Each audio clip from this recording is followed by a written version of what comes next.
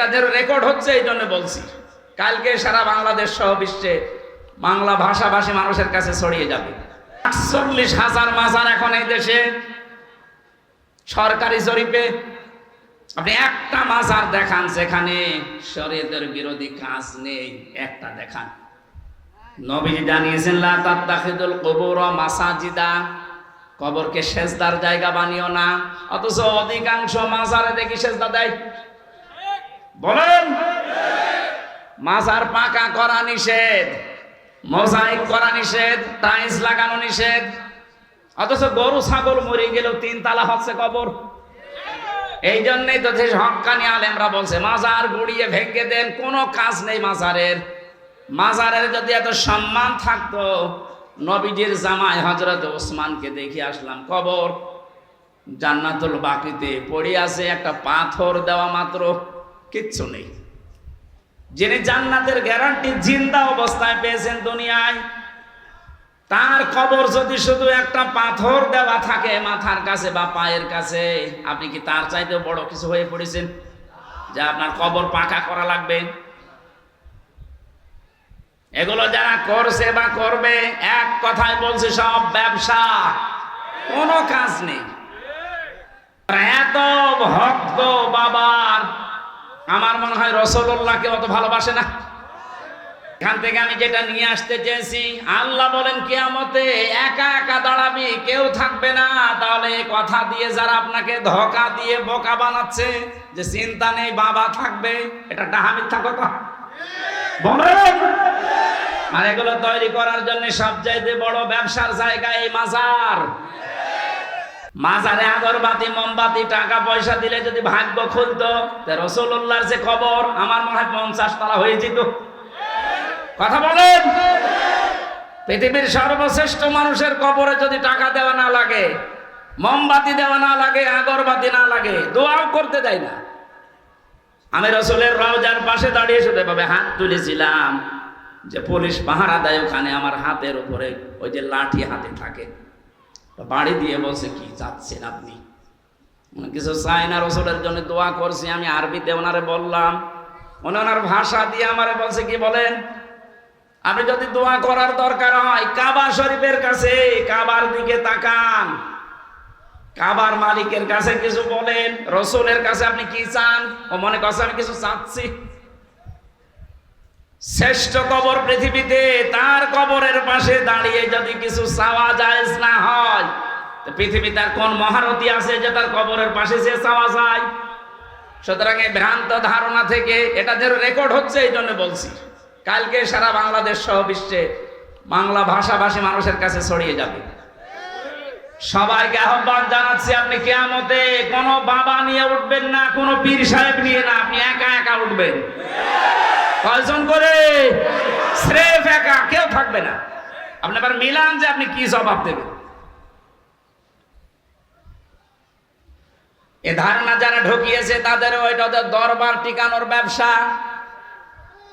আমি তো কোরআনের আয়াত বলে দিয়েছি, সূরা মারিয়াম 95 নম্বর আয়াত। এর উপরে আর কোন দলিল পৃথিবীতে আছে? এরপরেও যদি কারো মন খারাপ হয় তাহলে এই আয়াতটিকে বাদ দিয়ে দেন না, এবার আর পারবে না।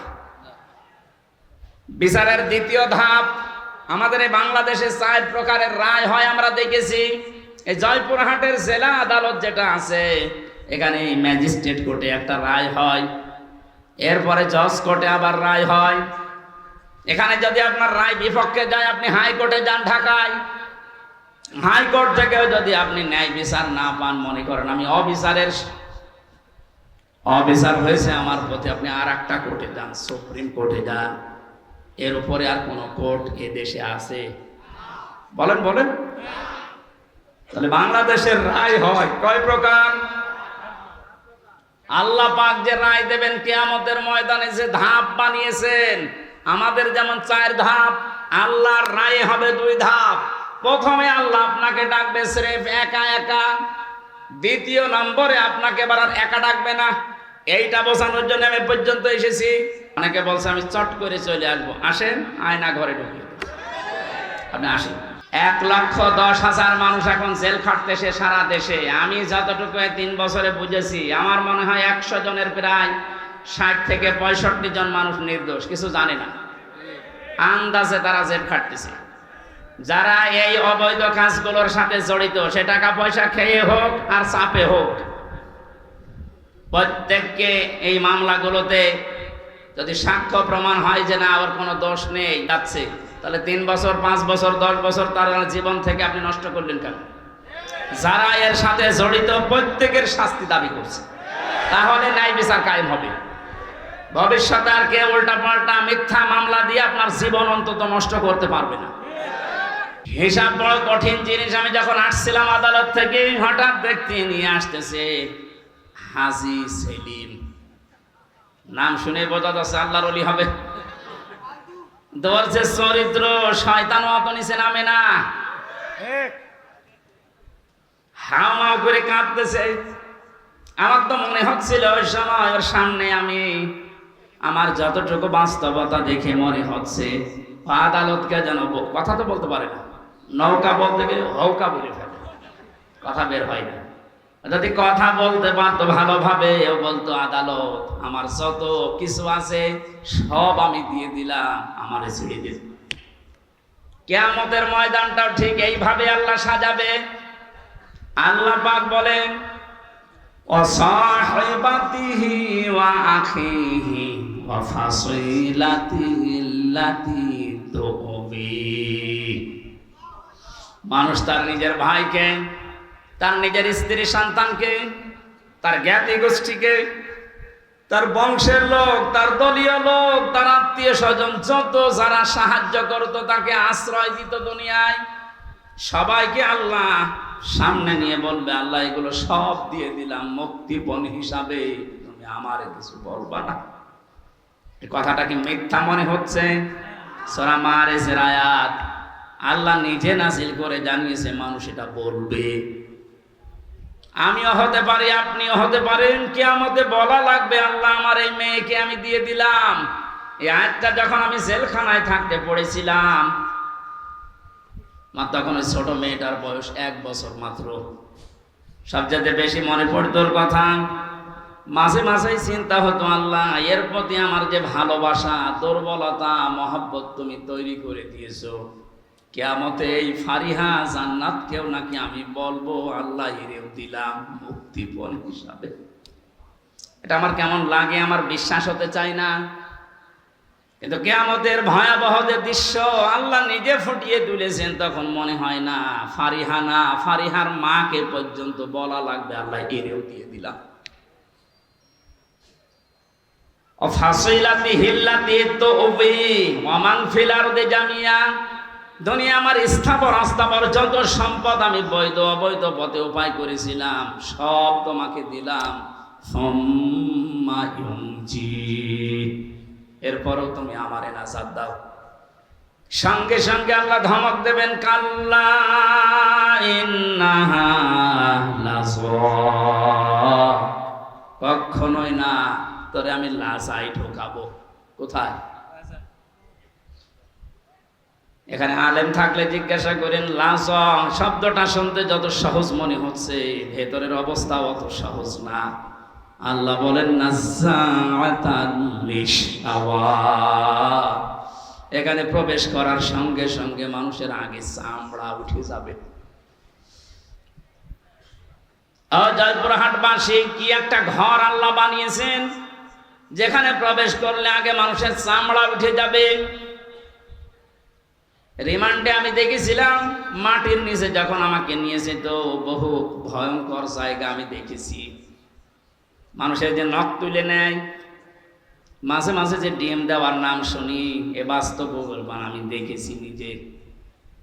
যতদিন রিমান্ডে ছিলাম আমি বহু মামলার আসামি, কিন্তু কোনো দিন আমার চামড়া খুশি পড়ে গেছে না, হয়নি। বহু কষ্টকর সময় পার করেছিলাম খেয়ে না খেয়ে। ওনাদের আলেমদের প্রতি একটু বেশি অ্যালার্জি ছিল। অধিকাংশ অফিসার গুলো আমার ভাগ্যেই পড়ে, ভাগ্যই খারাপ মনে হয়, ভাগ্যে পড়েছিল সব হিন্দু। ওরা তো আর আলেম জালেম বোঝে না। আজকে নয়ন হোসেন একজন মুসলিম, ওনার হাতে যদি আমি পড়তাম, হয়তো আর কিছু না হোক, নামের আগে আলেম দেখেও ভেতরে একটা মায়া আসতো। আর আমার অফিসার পড়েছে সুব্রত বালা, নাম শুনলে বলা যাচ্ছে এ আল্লাহরও দুশমন, আমারও দুশমন। ওর মনে তো আর আমার প্রতি কোনো মায়া দয়া নেই, তারপরে ওরে উপর থেকে যা বলেছে ও তাই করবে। বহু ভয়ঙ্কর কষ্টের ভেতরে দিন পার করেছিলাম, কিন্তু আমার চামড়া উঠে যায়নি। কিন্তু আয়াতটা পড়ার পরে আল্লাহ জানিয়েছেন নাজ্জাআতাল লিশাওয়া, এমন একটা ঘর আমি বানিয়েছি লাসা, এখানে ঢুকলে আগে চামড়া খসে যাবে। কি ভয়ঙ্কর হতে পারে আপনি বলেন? কাদেরকে জাহান্নামে লাসা ডাকবে? তাদউ মান আদবারা ওয়া তাওয়াল্লা ওয়া জামাআ ফাআওয়া,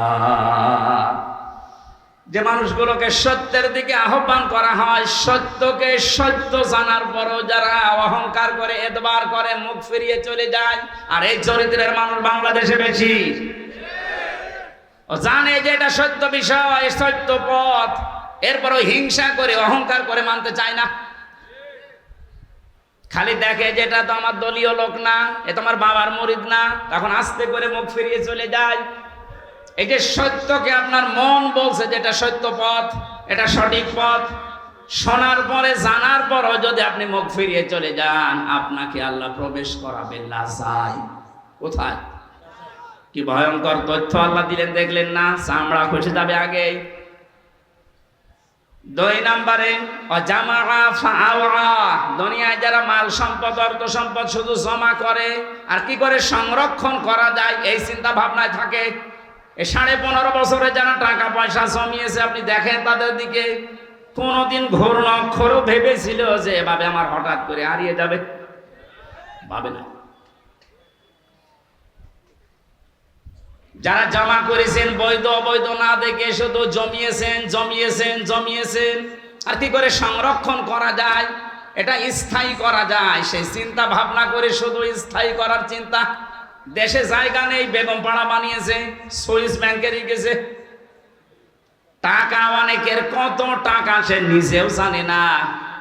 এখন কিছু কিছু মানুষ ধরা পড়েছে, দেখছেন না? বালিশের ভেতরে টাকা, ফ্রিজে টাকা। একটা মানুষের চলতে কত টাকা লাগে বলেন তো? এই যে দরবেশ, কি হবে তারা টাকা দিয়ে বলেন? এখন তো ঠিপি পচা ডিম খাচ্ছে।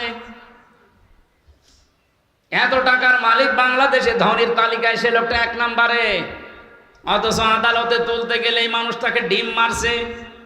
কত বড় রাগ হলে আদালতে তোলার সময় মানুষের লাথি মারে বলেন? আমরা তো নিয়েছিলাম আদালতে, আমাদেরকেও নিয়েছে ওইভাবে, মাজায় দড়ি দিয়ে, হাতে হ্যান্ডকাপ দিয়ে, মনে হচ্ছে ছাগল গরু নিয়ে যাচ্ছে। কিন্তু হ্যাঁ, আমি দেখেছি যে অফিসারগুলো আদালতে তোলার সময় আসতো, এই প্রশাসনের এই মানুষগুলোর চোখের দিকে তাকিয়ে দেখেছি, ওরা মনে মনে কাঁদতেছে। ওদের শুধু উপরের নির্দেশ আর হাত বাঁধা ছিল, এই জন্য কিছু করতে পারে নাই। নাম নিতে এখন আর বাধা নেই। গারদখানায় বহু অফিসারকে আমি পেয়েছিলাম মুসলিম, ওরা নিজেরা চুরি করে যায় নামাজ নিয়ে এসে আমার বলতো, হুজুর আপনি নামাজ পড়ে নিন। নিজেদের হালাল টাকা, অবৈধ টাকা না, জানে যে অবৈধ টাকা দিলে খেতে যাবে না। নিজেদের বেতনের টাকাগুলো দিয়ে, গরিব মানুষ ক টাকায় বেতন পায়, ওখান থেকে একটা ছোট্ট রুটি, ছোট্ট পাউরুটি এনে বলতো সারাদিন কিছু খাননি খান।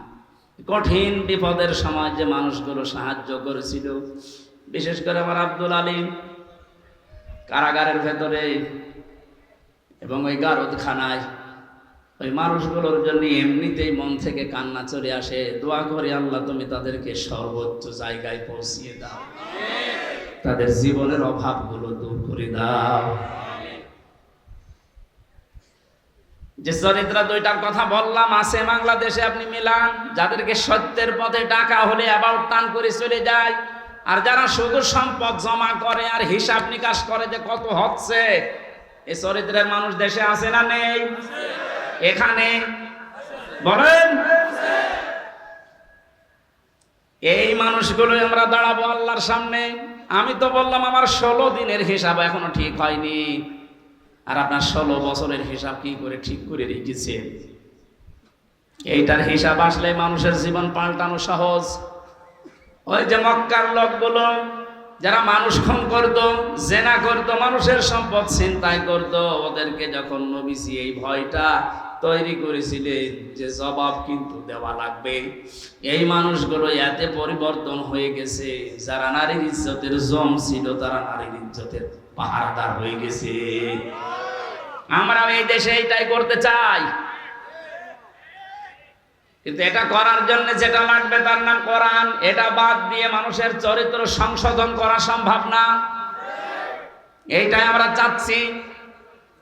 মানুষগুলো যারা চিন্তা করে, রাহাজানি করে, যারা জেনা করে, মদ খায়, এই মানুষগুলোর ভেতরে জবাব দেওয়া লাগবে। এই টেন্ডেন্সি যদি আমরা এই সমস্ত অনুষ্ঠানগুলো করে করে ঢুকিয়ে দিতে পারি, যারা চিন্তাই করছে তারাই সম্পদের পাহারাদার হবে ইনশাআল্লাহ। নবীদের যুগে যারা হয়েছিলেন তারাও তো মানুষ না ফেরেশতা? তারা যদি হতে পারে এই কোরআনের দ্বারা, আমরা পারবো না ইনশাআল্লাহ? তাহলে কিয়ামতে আপনি দাঁড়াবেন সর্বপ্রথম আল্লাহর সামনে কয়জন করে? বলেন বলেন। এখানে আমি 8টা শিক্ষা নিয়ে আসতে চেয়েছি। প্রথম নম্বরে আপনার জীবনে যেন একটা ধাক্কা লাগে, না আমি একটু থেমে যাই, আমি কি নিয়ে হাজির হচ্ছি। এখনই যদি চোখ বন্ধ হয়ে যায়, আমার তো এখনই দাঁড়ানো লাগবে। দ্বিতীয় নম্বরে, কত মানুষ আমাদের এই ভারত, বাংলাদেশ, পাকিস্তানে বহু জায়গায় আমি ঘুরেছি, মানুষের ভেতরে এই টেন্ডেন্সি, এই বিশ্বাস, এই কথাকে যেন ঢুকিয়েছে যে কোনো চিন্তা নেই, কিয়ামতের ময়দানে বাবা আছে। এরকম বিশ্বাস নেই দেশে? আপনাদের এই রংপুর, রাজশাহী, রংপুর, এই সমস্ত বিভাগগুলোতে একটু কম আছে, এগুলো বেশি চট্টগ্রাম, সিলেটে। শুনতেছে? কিয়ামতে এবার আল্লাহ মানুষকে, প্রতিটি মানুষকে ডাক দেবে, ইয়াউমা নাদউ কুল্লা উনাসিম বিইমামিহিম। সূরা বানী ইসরাঈল 15 নম্বর পারা 8 নম্বর পৃষ্ঠার 3 নম্বর লাইনের 72 নম্বর আয়াতের প্রথম অংশে আছে। এটা তাফসিরে ফি জিলালিল কোরআনে আছে। আমি বিশ্ববিদ্যালয়ে থাকাকালীন যত তাফসির মিলিয়েছি, এই ইমামিহিম এই শব্দের সাথে 42টার উপরে আমি দেখেছিলাম ইংরেজি সহ। প্রতিটি মুফাসসির আয়াতের ব্যাপারে এক কথাই দিয়েছেন।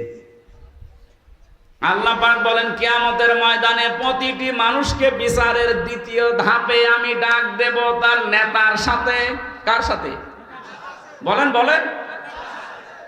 এবার আমার প্রশ্ন আপনার বিবেকের কাছে, হেই এদিকে তাকান। প্রথম ধাপ তো শেষ, আপনি কি করবেন আপনি জানেন আর আল্লাহ জানেন। আমি তো বললাম আমারটা মিলানো সম্ভব হচ্ছে না, তার 16 দিনের।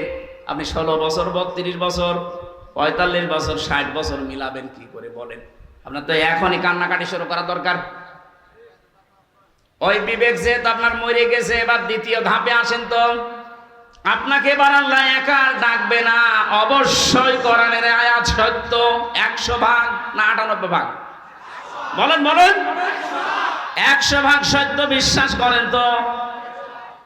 তাহলে আল্লাহ এবার আপনাকে ডাকবে আপনার ইমামের সাথে। এখানে ইমাম মানে নেতা, ইমাম মানে কি? আপনি বলেন যে নেতার পেছনে আপনি স্লোগান দিচ্ছেন, যাকে আদর্শ বলে ঘোষণা দিচ্ছেন যে আমার নেতা তোমার নেতা, এই নাম বলে যাকে আপনি রায় দিচ্ছেন, সাপোর্ট দিচ্ছেন, যার পক্ষে সুপারিশ করেন, সাফাই গান, কিয়ামতে ওই লোকটা আপনার সামনে থাকবে, আপনি পেছনে। কি মনে হয় আপনার যে নেতার পেছনে আপনি ঘোরেন, যারা আদর্শ মতো চলেন, ওর যে চরিত্র, ওর যে সুরাত সিরাত, ওরে আল্লাহ দেখলে মাফ করবে বলে মনে হয়?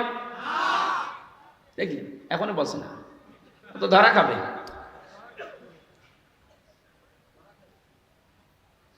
আমি তামাশা করার জন্য বলি না, আমার ইমান থেকে বলছি। কোরআনের এই চোখটা লাগিয়ে আমি দেখতে পাচ্ছি আমরা 100 জনের এই দেশে 98 জন ধরা খেয়ে বসে আছি। এই জন্য বলছিলাম এটা স্রেফ দুনিয়ার বিষয় হলে বলতাম না, এর সম্পর্ক আখিরাতের সাথে।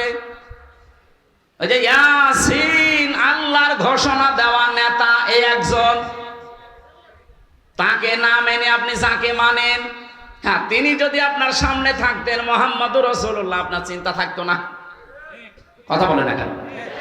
তিনি বাদ দিয়ে আপনি যাকে মানেন, আপনি তো তাকে মানেন না। যাকে মানেন বলেন তো সেই লোকটা আপনার সামনে এখন দাঁড়িয়ে, আপনি পেছনে, আল্লাহ তো আগে তাকাবে তার দিকে। তার যে সরাত সিরাত, তার চরিত্র কিছু না হলেও কিছু আপনি জানেন। আপনার চাইতে বেশি জানে ওর সম্পর্কে কে? আরো জোরে বলেন। নিজে নিজেই বলছেন যে না, ওর দিকে তাকালে আল্লাহর মাফ করা সম্ভব না, তা আপনার পর্যন্ত তো যাবেই না।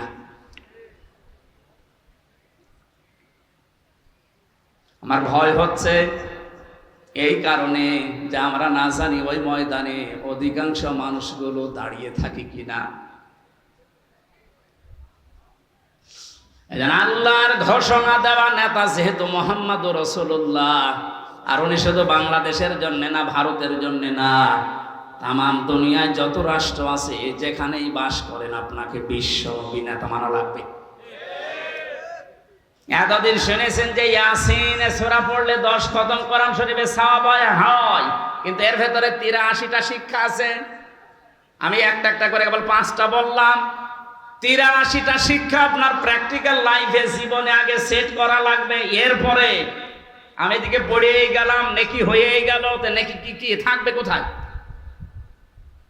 নেকি তো থাকছে না ধরে রাখার জন্য। এমন একটা বিশ্বাস, এমন একটা কথার দ্বারা নেকি সব শেষ। কথা বোঝেন?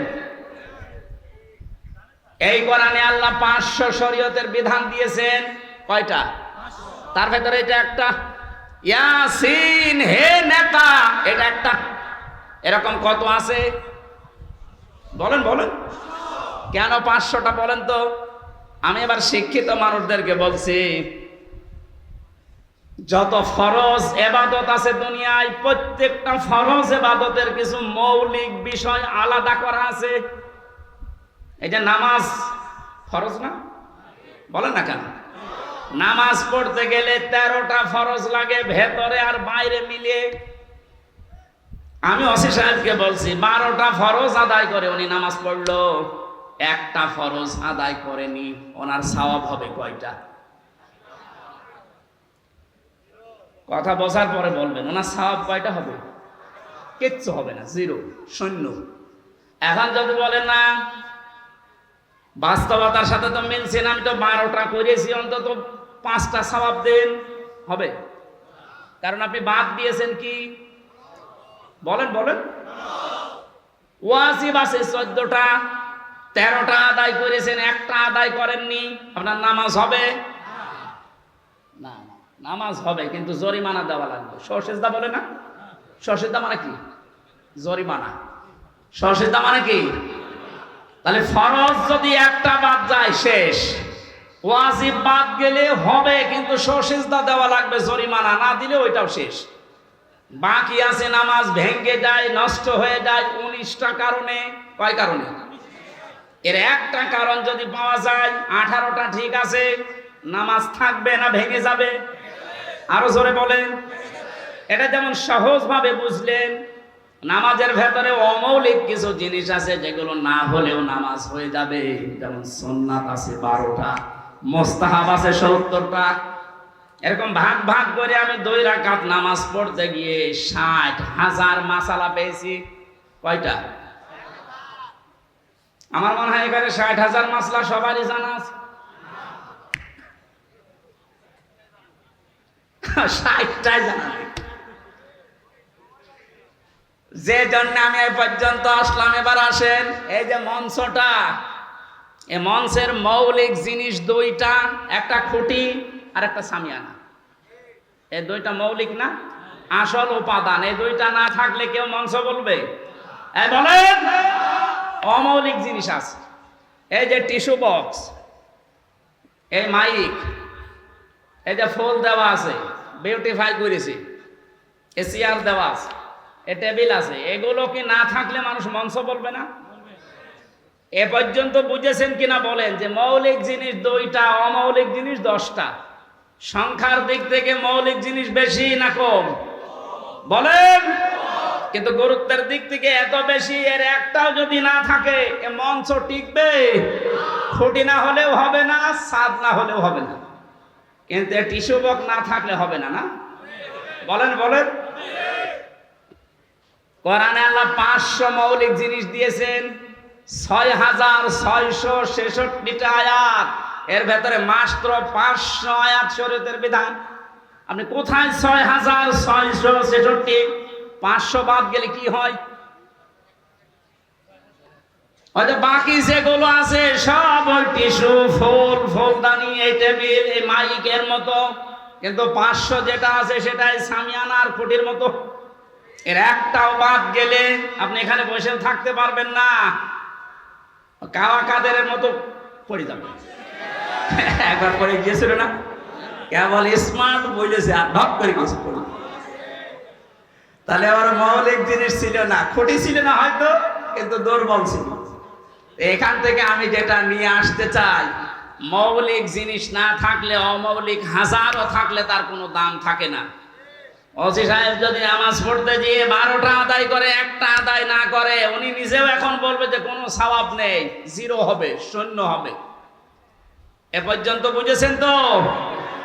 500 আয়াত শরীয়তের বিধান, একটা মানেননি, 499টা মেনেছেন। কিয়ামতের দিন যখন আল্লাহ মিজানের পাল্লায় আপনাকে তুলবে, আপনারও ওই ফল হবে 0, শূন্য। এবার আসেন এই শব্দটার একটু ব্যাখ্যা করি। মিজানের পাল্লা বলি আমরা, মিজান মানে কি? না, মিজান মানে ন্যায় বিচারের মানদণ্ড। হাইকোর্টের সামনে দেখবেন একটা দাড়ি পাল্লা টাঙানো আছে, এই টাঙানো নেই? ও দাড়ি পাল্লা সরকার টাঙিয়েছে কি খেলা করার জন্য, নাকি ওদের একদিকে ঝুলিয়ে থাকে সমান্তরাল? দেশের 18 কোটি মানুষকে বোঝাতে চায় দেশের সরকার যে কোন জায়গায় যদি ন্যায় বিচার না পাও, এখানে ন্যায় বিচার পাবা, এটা ন্যায় বিচারের প্রতীক। তাহলে দাড়ি পাল্লা মানে ন্যায় বিচারের মানদণ্ডের প্রতীক। এটা আমাদেরকে যে কিয়ামতে আল্লাহ মাপ দেবেন, আমরা জানি যে কিয়ামতে আল্লাহ মাপ দেবেন আমল। কি মাপবে? আমলের মাপ দেবে না মিজানের পাল্লায়। এটা শুনেছেন কোনদিন নাকি আজকে শুনলেন? কিয়ামতের দিন আল্লাহ মাপ দেবে কি? আমল। বলেন বলেন। আমল মানে কি? এই কে বললো আমল মানে নেক কাজ? মানে আমল মানে শুধু কাজ। নেক কাজ হতে হলে তো সালিহাত ধরতে হবে। তাহলে আমল মানে বাংলায় কি বলেন? কাজ। এখানে যারা আছে, ক্লাস চলছে, আমার ডক্টর গোলাম রব্বানী, আপনাদের ডক্টর লোকমান স্যার এইভাবে হাতে কলমে উনি শেখাতেন। তো তোমরা কাজ করতে চাও, এই যে এই মঞ্চটার কথা বললাম, এটা যদি আমি স্যারকে বলি, স্যার এই মঞ্চটা আপনি মেপে দেন, উনি দাড়ি পাল্লায় তুলে দেবে। এটা মাপার জন্য একটা যন্ত্র আছে না? কি নাম? কি ফিতা। নাম কি? ফিতা দিয়ে মাপলে বুঝতে পারবে না কত ইঞ্চি কত ফুট। এই যে পানিটা যদি ওনারে দিয়ে বলি এটা ফিতা দিয়ে মেপে দেন, হবে? এটার জন্য সিসি লাগবে, লিটার লাগবে, এরকম যন্ত্র আছে আলাদা। ওনারা যদি সাইজ দিয়ে বলে যে ফিতা দিয়ে সাইজ মেপে দেন, হবে? ওটার জন্য বাটখারা লাগে, কেজি লাগে। পৃথিবীর প্রতিটা জিনিস যেহেতু মাপ করার জন্য আলাদা আলাদা যন্ত্র আছে। তাহলে আমল মানে আমরা সবাই বলছি আমল মানে কাজ। আমল মানে, আমল হচ্ছে আরবি, বাংলায় কাজ, ইংরেজিতে ওয়ার্ক। তো এই যে কাজ, আমি স্যারকে যদি বলি স্যার এই 5 কেজি কাজ মেপে দেন, পাগল বলবে না? কাজ কি দাড়ি পাল্লায় মাপে মানুষ যে 5 কেজি কাজ আর এদিকে 10 কেজি কাজ? হবে? কাজ মাপতে হলে একটা আলাদা যন্ত্র আছে। সেই যন্ত্রের নাম কি? হ্যাঁ, না, আপনারা এলাকায় কি পড়াশোনা নেই নাকি? কি পড়েন? কামেল পাস করেন, অনার্স মাস্টার্স করেন, একটু বুঝে বুঝে পড়া যায় না? কাজ মাপতে হবে একটা আলাদা যন্ত্র আছে, ওই যন্ত্রের নাম হচ্ছে গুরুত্ব। নাম কি? কাজ মাপে মানুষ গুরুত্বের ভিত্তিতে। স্যার যদি এক কনস্টেবলকে ডাক দিয়ে বলে জয়পুরহাট সদরে যাও, এই 500 টাকা দিয়ে আসো, এখন উনি সকাল থেকে আশায় আছে যে টাকা দিয়ে আসবে। 2-3 ঘন্টা পরে খোঁজ নিয়ে দেখছে 1-1.5 কিলো যাওয়ার পরে কনস্টেবল মার্বেল ফেলতেছে। ওনার কথা আর ওনার কাজের কোনো গুরুত্ব কনস্টেবল দিয়েছে? ওর ওপরে তো উনি খুব খুশি হবে, রাজি হবে নাকি বলেন? আপনাকে আল্লাহ 500টা কাজ দিয়েছিল দুনিয়ায়, যেটা মৌলিক কাজ, এই ছাদের মতো আর খুঁটির মতো। এগুলো আপনি না করে মার্বেল খেলছে। পরবর্তীতে যখন আল্লাহ দেখছে এ কি করে, এই গুরুত্বপূর্ণ কাজগুলো না করে ও মার্বেল খেলছে, ওনার মতো আল্লাহর রাগ হওয়া সম্ভব না। আপনার জীবনের যে মৌলিক কাজ, যা গুরুত্বের ভিত্তিতে আল্লাহ মাপবেন। 500টা কাজ দিয়েছেন, 500টা কাজের গুরুত্বপূর্ণ কিছু অংশ আছে। নামাজের যেমন 13টা। এই অজু করতে গেলে মানুষের অজু ভেঙে যায় কয়টা কারণে? 7 কারণে। বলেন কয় কারণ? এর ভেতরে যদি 6টা আদায় করেন, একটা আদায় করেননি বা নষ্ট হয়ে গেছে, আপনার পুরা অজু শেষ। ওই অজু দিয়ে নামাজ হবে? আমি কেন বলছিলাম এ কথা বারবার ক্লাসের মতো? আমাদের আজকে আমল মাপার, অনেকে মনে করে কিয়ামতের দিন এদিকে আমি 10 কেজি সওয়াব তুলে দেব, এদিকে 11 কেজি গোনা তুলে দেব, একটু কম বেশি হবে। অথবা এদিকে 11 কেজি সওয়াব, এদিকে 10 কেজি গোনা, একটু বেশি হবে, আল্লাহ জান্নাত দিয়ে দেবে। আরে ভাই, কাজ কি মানুষ মাপে দাড়ি পাল্লা দিয়ে নাকি? গুরুত্ব দিয়ে মাপতে হয়। আপনার জীবনের গুরুত্বপূর্ণ কাজই তো নেই। এই পৃথিবীতে যত গুরুত্বপূর্ণ কাজ আছে, এই যে ছাদের মতো আর খুঁটির মতো, তার ভেতরে 1 নম্বরে গুরুত্বপূর্ণ কাজ হচ্ছে আহসানু আমালা, সবচাইতে উত্তম কাজ। সবচাইতে উত্তম কাজ 500টা, তার ভেতরে 1 নাম্বার কি? 1 নাম্বার হচ্ছে আনাকিমুদ্দিন, এই পৃথিবীতে আল্লাহর দিন কায়েম করে দেখাও। এইটার নাম শুনলে যাদের কাছে রাজনীতি মনে হয়, দুনিয়ার কাজ মনে হয়। হযরতে মুসা তাহলে ভুল করেছিল? হযরতে ঈসা ভুল করেছিল? ইব্রাহিম নবী ভুল করেছিল? নূহ নবী ভুল করেছিল? মুহাম্মদ রাসূলুল্লাহ ভুল করেছিল? ওনারা তো এই কাজ করতে গিয়ে 27টা যুদ্ধের নেতৃত্ব দেওয়া লেগেছে। আপনি এই কাজের কথা শুনলে খালি দুনিয়ার কাজ মনে করেন, রাজনীতি মনে করেন, মানে আপনার তো মৌলিক কাজই হাতছাড়া হয়ে যাচ্ছে। এ ফুল দিয়ে, এসব দিয়ে কি করবেন? আমি আশা করি কথা বোঝাতে পেরেছি। এরপরও যদি কেউ না বোঝার ভান করে থাকেন, এদিকে আসেন, আসেন, আপনাকে চট করে ঢুকিয়ে নি, আসেন।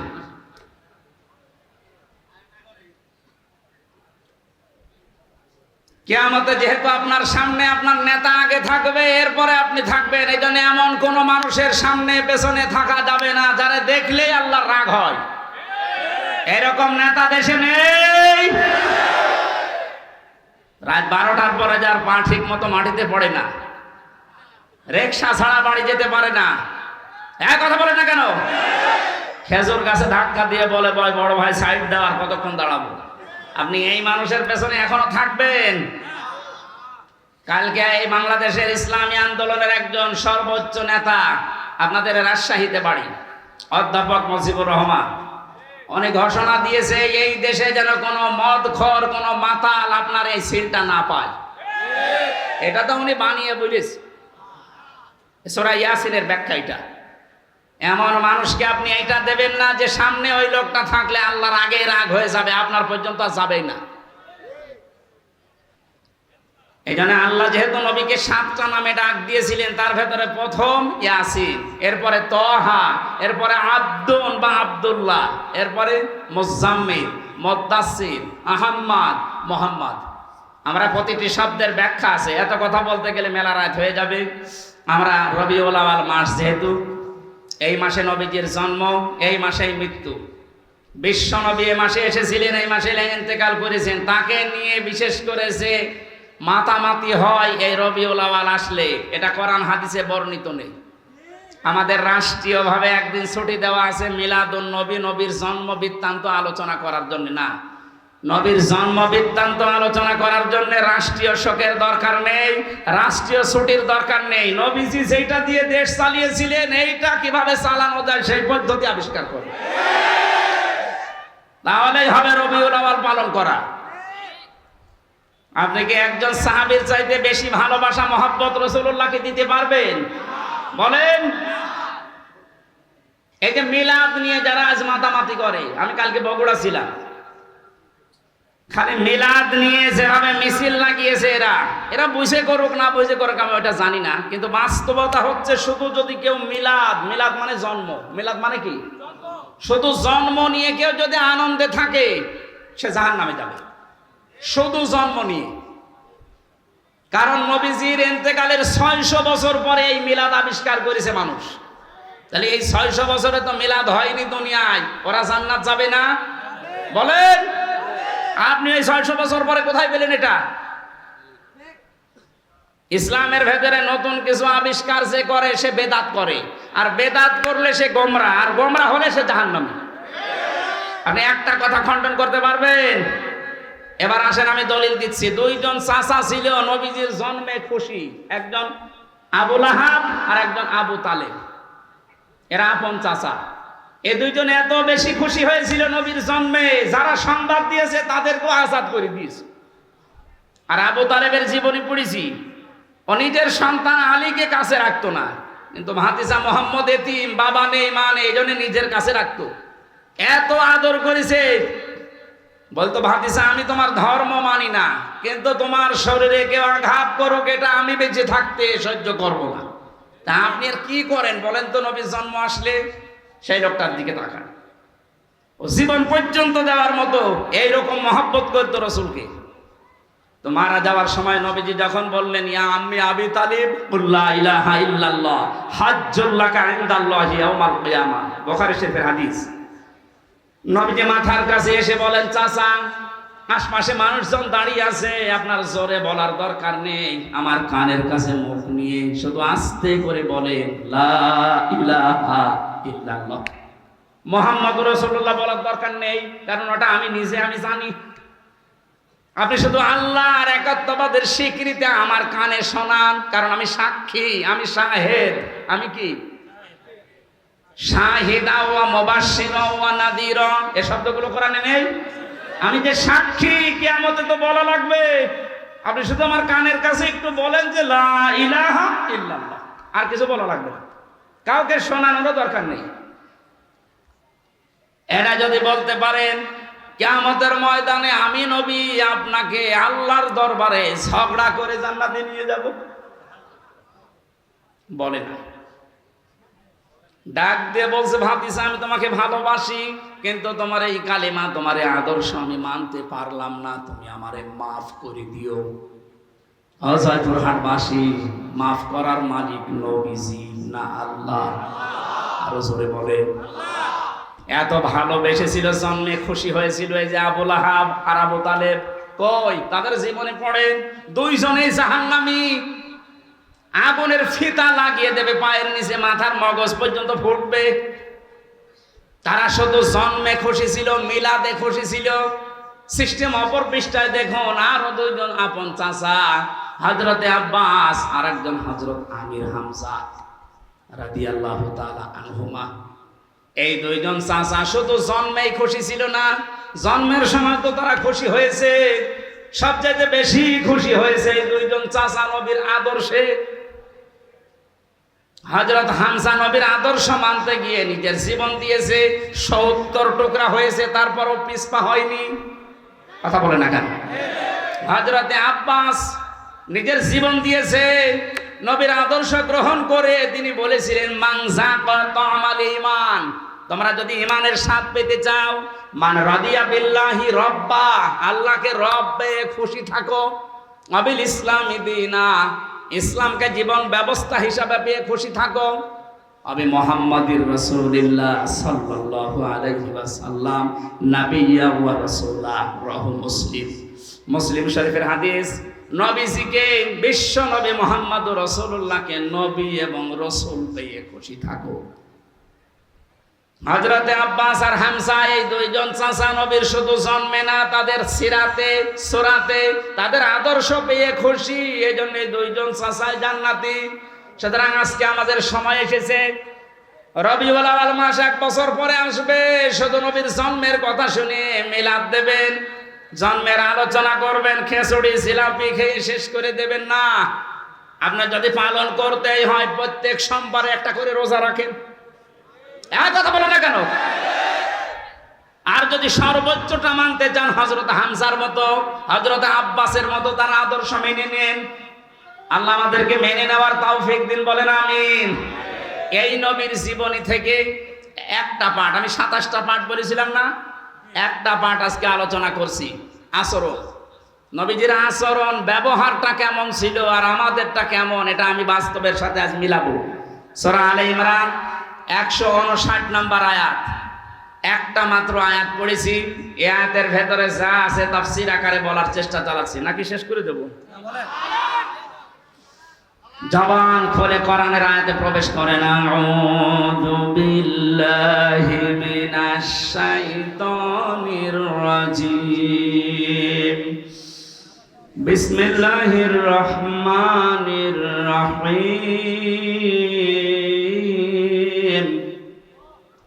ফাবিমা রাহমাতিম মিনাল্লাহি লিনতা লাহুম ওয়ালাউ কুনতা ফাজ্জান গালিযাল কলবি লানফাদ্দু মিন হাওলিক ইলা আখিরি আয়াত।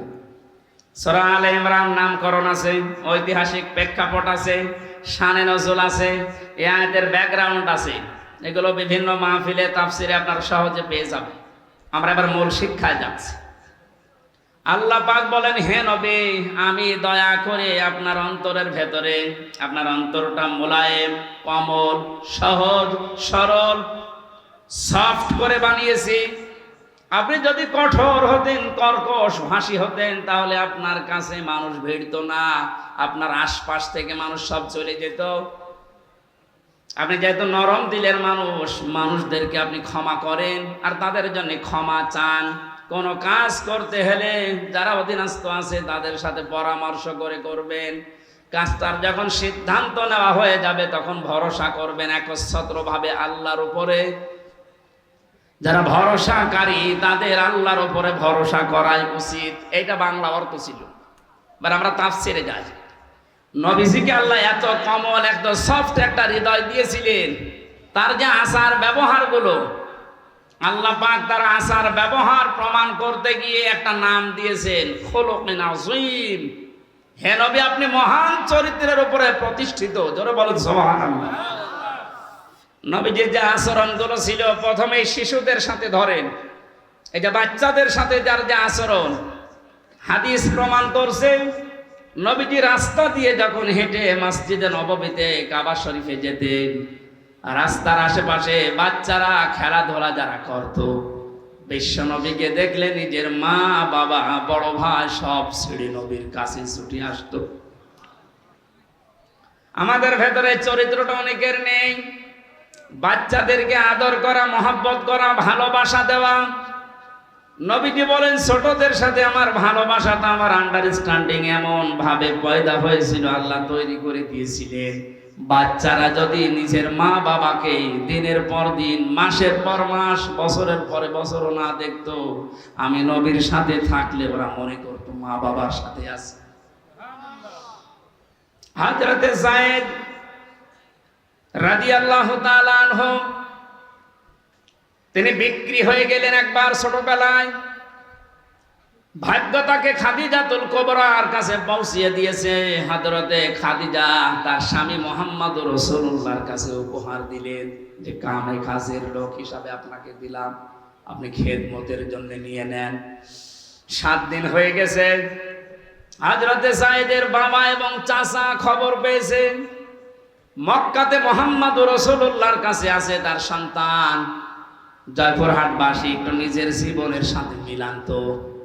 নিজের আপন চাচা, আপন বাবা এসে বলছে, মুহাম্মদ, শুনতে পেরেছি আমাদের সন্তান তোমাদের কাছে আছে, ফেরত দিয়ে দান। নবীজি ডাক দিয়ে বললেন, আপনারা কে? আমি চিনি না। বলে, আমরা যায়েদের পিতা, এটা যায়েদের চাচা। বিশ্ব নবী বলেন, আপনারা যদি চাচার বাবা হয়ে থাকেন, যায়েদ যদি আপনাদেরকে চিনতে পারে আর যদি যেতে চায়, আমি বাধা দেব না।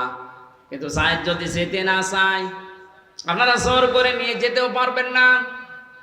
পিতা বললেন, হ্যাঁ, আপনি অবশ্যই যুক্তিপূর্ণ কথা বলেছেন। হযরতে যায়েদকে নিয়ে আসা হলো। নবীজি জিজ্ঞাসা করলেন, যায়েদ, এদেরকে চেনো? হযরতে যায়েদ বলে, হে রাসূল, এটা আমার বাবা আর এটা আমার চাচা। হযরতে যায়েদের পিতা ডাক দিয়ে বলে, যায়েদ, তাড়াতাড়ি বাড়িতে চলো, তোমার মা কান্নাকাটি করছে, অসুস্থ হয়ে গেছে কাঁদতে কাঁদতে। সম্পদ যা আছে, তুমি তো আমার একক সন্তান, সব তোমারে দিয়ে দেব। হযরতে যায়েদ ওই দিন একটা কথা বলেছিলেন, আপনি একটু মিলান তো, আপনার কাজের বাড়ির ছেলেটা মেয়েটা আপনার সম্পর্কে এ কথা বলতে পারে কিনা। হযরতে যায়েদ বলেছিলেন, হে আমার পিতা, হে আমার চাচা, বাড়ির সম্পদ সহ যা আছে সব আমাকে দিয়ে দিতে চান। এই 7টা দিনে লোকটার কাছে থেকে যে ব্যবহার আমি পেয়েছি, তামাম দুনিয়া দিলেও একে ছেড়ে যাওয়া যায় না। কি ব্যবহার পেয়েছিলেন নবীজির কাছে মাত্র 7 দিন। এই ছোট মানুষটা, আপনার বাড়িতে যে ছেলেটা কাজ করে, যে মেয়েটা কাজের মেয়ে, ওকে একদিন গোপনে ডেকে বলবেন, ওই তোরে 2 লাখ টাকা দেবো, তুই কি চলে যাবি? ও বলবে, শয়তান, টাকা দেওয়া লাগবে না, তুই এমনি ছেড়ে দে। কথা বলে দেখো।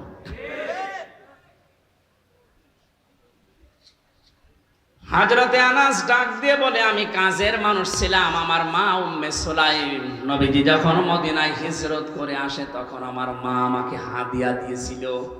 10টা বছর নবীজির বাড়িতে আমি খেদমত করেছি, যখন যেটা লাগে আমি এনে দিতাম।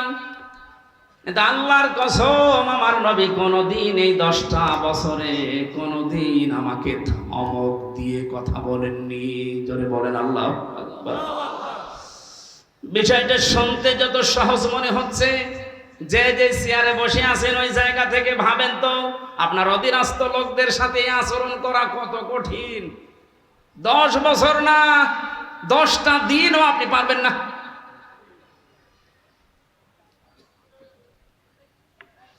অনেক থানাতে আমি এই সেই 13 সাল, 14 সাল, 15 সাল, এই সালগুলোতে আমি থানাতে বেশি থাকতাম।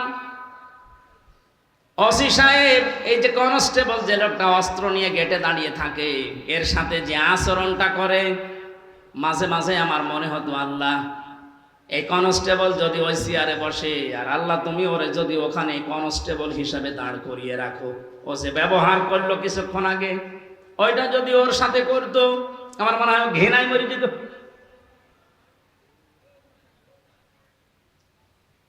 আপনার তার শুকরিয়া আদায় করা দরকার ছিল যে ও একজন মানুষ, ও ডিগ্রি পাস, আমিও ডিগ্রি পাস, আমাকে আল্লাহ চেয়ারে বসিয়েছে আর ওরে অস্ত্র নিয়ে দাঁড় করিয়েছে গেটে। ওর সম্মান আমার চাইতে বেশি হওয়া দরকার। এই আচরণগুলো অনেকে মনে করছে যে দুনিয়ার বিষয় না, এগুলো সব আখিরাতের বিষয়। আল্লাহর নবীর কাছ থেকে রবিউল আউয়াল মাসে যদি এই কাজগুলো আপনি নিতেই না পারেন, তবে কি নেবেন এই মাসে? শুধু জিলাপি আর খেজুরি। নবী যে আচরণ করেছিলেন যুদ্ধবন্দীদের সাথে, অথচ বাংলাদেশে আয়না ঘর বানিয়ে কি অবস্থা করেছে মানুষের সাথে। আমার সাথে একজন আলেম ছিল জেলখানায়, মাওলানা মুফতি ফখরুল ইসলাম। এই লোকটা মাঝে মাঝে গভীর রজনীতে আমার পাশেই থাকতো, চিল্লিয়ে উঠতো, কি হয়েছে ভাই? বললাম, যখন আয়না ঘরে ছিলাম, ওই জায়গায় আমার এই যে হাতের পায়ের ভেতরে হাত দিয়ে সামনে যে রডের দেওয়াল ছিল, এই রড ধরে আবার আটকে দিত হাত। খালি বলতাম, আল্লাহ তুমি আমাকে মরণ দাও না, একটু শোবার মতো ব্যবস্থা করে দাও। মানুষ তো শুয়ে থাকতে পারলে যে কত শান্তি, এটা আমি হাড়ে হাড়ে টের পেয়েছি। ওই 6 মাসে 6টা মাস আমাকে শুইতে দেয়নি।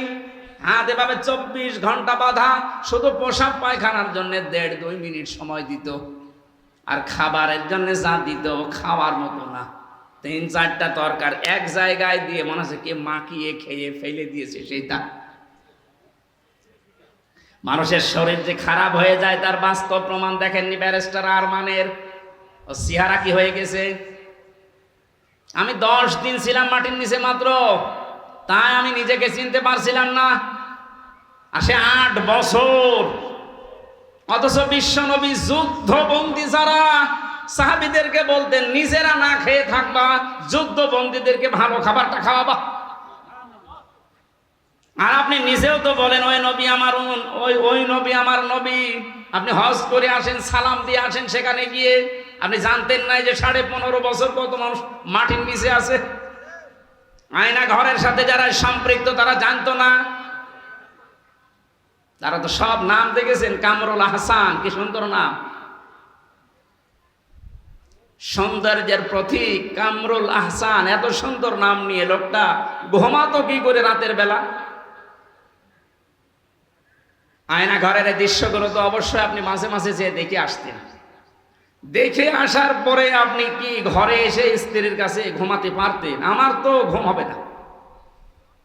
2 দিন 5 দিন 10 দিন হলে হয়, 8 বছর 10 বছর একটা মানুষ কবরের মতো জায়গা, রাত দিন বোঝা যায় না কখন আজান হয় কখন। তাদের কাছে যে দেখলেন একজনের হাত একটু টাইট করে বাঁধা। নবীজি বললেন, সাহাবী কারা আছো, এর হাতটা একটু খুলে দাও। অয়ুতিমুনা তাআমা আলা হুব্বিহি মিসকিনা ওয়া ইয়াতীমা ওয়া আসীরা। যারা জান্নাতে যেতে চাও তারা ইয়েতিম, মিসকিন, অসহায় এবং যুদ্ধবন্দী যারা, বিশেষ করে যারা বন্দী জীবনে আছে তাদেরকে খাবার খাওয়াও, এ নির্দেশকার। আর আপনি কি করলেন? আবার জান্নাতে আপনার বলে হক আছে দাবি করে অনেকে। যা করেছেন আমার মনে হয় জান্নাতে আপনার হক নেই, আপনার হক আছে জাহান্নামে।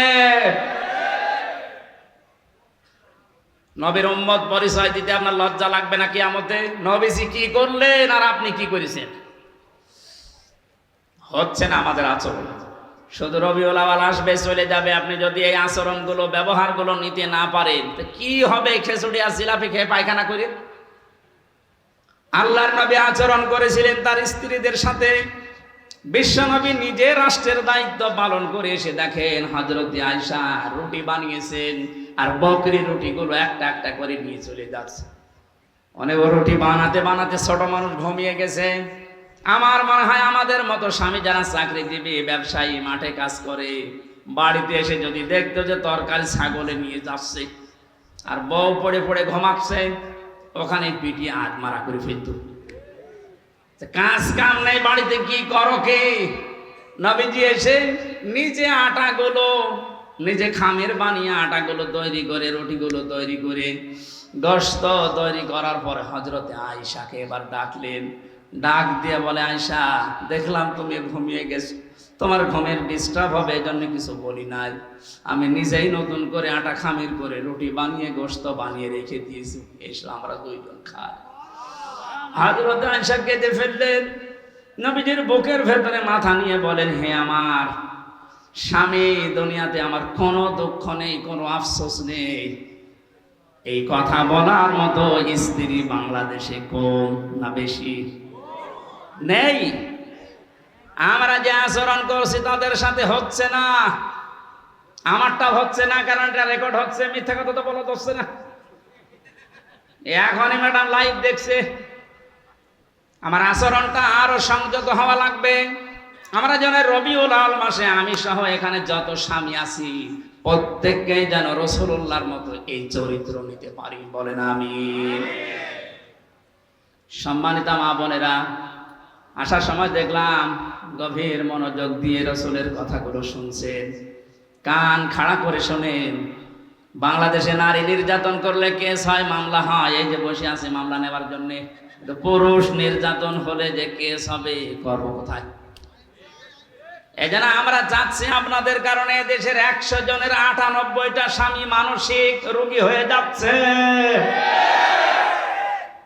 আপনি উদার হবে। মেয়েদের ছোট মনের কারণে সংসারে শান্তি নেই। হাজারো মেয়ে লোক বউ এমন আছে, নিজের বাবা মা, নিজের ভাই বোনের জন্য যদি স্বামী খরচ করে বলে অসুবিধা নেই, অথচ স্বামী যদি তার নিজের ভাই বোনের জন্য একটু কিছু করে, অনেক বউ আছে মন খারাপ করে। এরকম ছোট মনের বউ আছে কার? হাত তোলেন তো। এই, না না, আমি হাসির খোরা দিতে, এই দুইজন হাত তুলেছে বিয়ে না করি, আমি জানি বিবাহিত মানুষ হাত তুলবে না, কারণ এটা কিন্তু ভিডিও হচ্ছে, ও দেখবে যে আমার বাড়িওয়ালা হাত তুলেছে কিনা। না, আপনি উদার হন। কি করবেন আপনি? তো আপনি 50 বছর পরে দুনিয়ায় থাকবেন না। মাঝখান থেকে আপনি এই আচরণের কারণে জাহান্নাম খরিদ করে নিয়ে যাচ্ছেন। আপনার মতো পাগল আর কেউ নেই। আপনার এই সম্পত্তি পড়ে থাকবে, মাঝখান থেকে আপনি জাহান্নামে হয়ে যাচ্ছেন। অথচ নবীজি বলেন, কোন স্ত্রী যদি চায় যে আমার স্বামী বেশি দিন বেঁচে থাক, আমার স্বামীর সম্মান মর্যাদা টাকা পয়সা আরো বেড়ে যাক, সে যেন মাঝে মাঝে স্বামীকে তাগিদ দেয়, তুমি যাই করো রক্তের সম্পর্কগুলো ঠিক রাখো। এরকম বলার মতো বউ আছে? নেই। আরো কি করে রক্তের সম্পর্ক নষ্ট করে দেয় সেই বুদ্ধি দেয়। শাশুড়ি গল্প করে মানুষের কাছে মাঝে মাঝে যে আমার এই জামাই খুব ভালো, শুধু আমার মেয়ের কথা মতো চলে, আর এই যে ছেলেটা আমার, এটা একটা হারামজাদা, শুধু বউর কথা মতো চলে। আপনি শাশুড়ি, আপনার মনের ছোট কেন? একটু উদার হতে পারেন না? নিজের মেয়ে ভুল করলে মাফ করে দেন, আর বৌমা একটু কিছু করলে আপনি তার ছেলের কানে তুলে দেন। আপনি মানুষ, আপনি ডাইনি। আপনি নামাজ দিয়ে, রোজা দিয়ে, কালো বোরকা দিয়ে জান্নাত যেতে পারবেন না ওই মেয়েটার বরদোয়ার কারণে। আল্লাহ আমাদের আচরণগুলো রাসূলের কাছ থেকে নেওয়ার তৌফিক দাও, বলেন আমিন। আন্তর্জাতিক জীবনে তার চরিত্র আছে। প্রত্যেকটা জীবনে বড়দের সাথে কিভাবে আচরণ করা লাগে। আজ অফিসের যারা বস আছেন, এখানে দোকানের মালিক আছেন, আমি বহু অফিসে এই অভিযোগটা শুনেছি, এই জন্য তুলে ধরলাম। অনেক অফিসের অফিসারের আচরণ পেয়ে তার নিম্নে যারা চাকরি করে, তার আচরণের কারণে বলে, কখন যে 8 ঘন্টা চলে যায় স্যারের কাছে থাকতে আমি টেরও পাই না, মনে হয় যে আরো 8 ঘন্টা যাক, বাড়ির কথা আর মনে হয় না। এমনও স্যার পেয়েছি, বলো হুজুরে 8 ঘন্টা না, কখন যে 8 ঘন্টা যাবে শুধু আল্লাহ আল্লাহ করুন। এই যে দুইটা স্যারের পরিচয় বললাম, একটার চরিত্র রাসূলের মতো, আর একটার চরিত্র ফেরাউনের মতো। ফেরাউনকে আল্লাহ জান্নাত দেবে, ওই স্যারকে আল্লাহ জান্নাত দেবে না। আল্লাহ আমাদের আচরণগুলো রাসূলের মতো হওয়ার তৌফিক দিন, আমিন। বারাকাল্লাহু লানা ওয়া লাকুম ফিল কোরআনিল আযীম। আল্লাহুম্মা আমিন। লা ইলাহা ইল্লা আনতা সুবহানাক ইন্নী কুনতু মিনাজ জালিমিন। এই মোনাজাতটা বসে করেন। আমরা মুসাফির আছি, অসুস্থ আছি, আমরা মজলুম অবস্থায় আছি, মোনাজাতটা আমরা বসে করছি। যে যেখানে আছেন মোনাজাতটা বসে করেন, যদি সম্ভব হয় মাথা নিচু করেন, চক্ষু বন্ধ করেন, জীবনের অপরাধগুলো স্মরণ করেন। আশা করছি আমাদের অপরাধ আল্লাহ মাফ করে জায়গাটা নেকি দিয়ে ভরাট করে দেবেন ইনশাআল্লাহ। রব্বানা যালামনা আনফুসানা ওয়া ইল্লাম তাগফির লানা ওয়া তারহামনা লানাকুনান্না মিনাল খাসিরিন। আল্লাহ তাআলা, সারা জীবনের অপরাধ মাথায় নিয়ে আমরা জয়পুরহাটের আক্কেলপুরে তাফসীর শুনতে এসে হাত তুলেছি। তোমার নবীজির জীবনের আচরণ ব্যবহার কেমন ছিল একটু শুনেছি। আল্লাহ দয়া করে আমাদের জীবনে আচরণ করার তৌফিক দাও। তুমি আজকের অনুষ্ঠানে যদি সওয়াব দিয়েই থাকো, কিয়ামতের দিন সুপারিশ করবে আমাদের জন্য, ওই নবীজির রওজায় পৌঁছিয়ে দাও। সারা পৃথিবীর মাটির নিচে যারা ঘুমিয়ে আছে, আল্লাহ সারা দুনিয়ার পানিও যদি কবরে দেওয়া হয় জাহান্নামের আগুন নিভবে না। মেহেরবানি করে তোমার রহমতের পানি দিয়ে চিরদিনের জন্য কবরের আযাব মাফ করে দাও। এই মাহফিলের আয়োজন করতে গিয়ে তোমার যে যুবক বান্দারা কাজ করেছে, এলাকার মানুষকে সাথে নিয়ে, মুরব্বীদেরকে তুমি আবু বকরের মতো, যুবকদেরকে তুমি হযরত হাসান হুসাইনের মতো বানিয়ে দাও। সম্মানিতা মা বোনদেরকে খাদিজার মতো, আয়েশার মতো কবুল করে নাও। মাহফিলের সম্মানিত সভাপতিকে কবুল করো। প্রধান অতিথি আমাদের অভিভাবক, নির্বাহী অফিসার, আল্লাহ যে দায়িত্ব তার মাথার উপরে দিয়েছে, ও সততার সাথে পালন করার তৌফিক দাও। আল্লাহ তাআলা এ থানার অফিসার ইনচার্জ শ্রদ্ধাবাগান বড় ভাই জনাব নয়ন হোসেন, আল্লাহ তার মা বাবাকে মাফ করে দাও। তার স্ত্রী পুত্র যারা আছে দুনিয়াতে, তাদের সহি সালামতে রাখো। প্রশাসনের যে ভাইগুলো আজকে এসেছেন, আল্লাহ তাআলা নিজের মা বাবা, স্ত্রী পুত্র সন্তানাদি সব বাদ দিয়ে যারা দেশ এবং দেশের দায়িত্ব পালন করছে, বাংলার এই প্রশাসনের উপরে তোমার রহমত নাজিল করো আল্লাহ। জয়পুরহাট জেলার দায়িত্বে যিনি আছেন এসপি সাহেব, ডিসি সাহেব, আল্লাহ তাআলা এই মানুষগুলোর উপরে খাস রহমত দাও। তাদের জীবনের ভালো কাজগুলো মঞ্জুর করো, জীবনের অন্যায় কাজ, শয়তানের ধোঁকায়, নফসের চালে যেগুলো করেছে আল্লাহ মাফ করে দাও। অনেকে অসুস্থ আছে, আমাদেরকে শেফায়ে কামিলা জেলা নসিব করো। এলাকায় মাটির নিচে যত মানুষ ঘুমিয়ে আছে, কোরআনের ইজ্জতে মাফ করে দাও। এ মাহফিলটা করতে যত মানুষ এগিয়ে এসেছে, যে যেইভাবে এগিয়েছে আল্লাহ তোমার রহমত তার দিকে ওইভাবে এগিয়ে দাও। যত অতিথির নাম আল্লাহ দিয়েছে এখানে, প্রত্যেকটিকে তুমি ওমরের মতো কবুল করো। কখন কার কাছে আজরাইল চলে আসবে কেউ জানি না। আল্লাহ তাআলা রবিউল আউয়াল মাসে বিশ্ব নবীর চরিত্র থেকে শুরু করে তার জীবনের 27টা অধ্যায় আছে, প্রত্যেকটা অধ্যায় আমাদের জীবনে পুঙ্খানুপুঙ্খানু পালন করার তৌফিক দাও। এদেশে সব কিছু দিয়ে 53 বছর চলেছে, আমরা দেখেছি। কোরআন দিয়ে চললে কেমন দেখা যায় আজও দেখি না। বড় আশা, বড় তামান্না, বড় আকাঙ্ক্ষা, তোমার কোরআন দিয়ে দেশটা চললে কেমন দেখা যায়। চর্ম চোখে এটা দেখে মরার তৌফিক দাও। বারাকাল্লাহু লানা ওয়া লাকুম ফিল কোরআনিল আযীম। এ বাজারে যারা ব্যবসা বাণিজ্য করে এদের ব্যবসায় বরকত দাও। আগামীতে এই অনুষ্ঠানটা কোরআনের প্রচারের জন্য বিশাল আকারে কবুল করে নাও। সুবহানা রাব্বিকা রাব্বিল ইজ্জাতি আম্মা ইয়াসিফুন ওয়া সালামুন আলাল মুরসালিন আলহামদুলিল্লাহি রাব্বিল আলামিন। মরণের সময় যেন শেষ কথা এটা বলতে পারি, লা ইলাহা ইল্লাল্লাহু মুহাম্মাদুর রাসূলুল্লাহ।